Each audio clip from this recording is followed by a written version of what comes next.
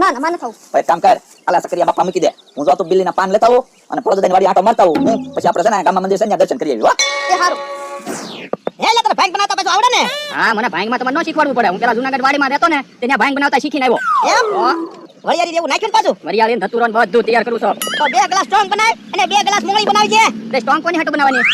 તને ખબર ને પેલો બકુડો મમરા ભાઈ આવે એની હાટું. તે એને સ્ટ્રોંગ હું કેમ પાવી? લે એને સ્ટ્રોંગ પાઈ દેવી ને તો આખો દી પછી ગામમાં ગાંડા કાઢ્યા કરે એટલે.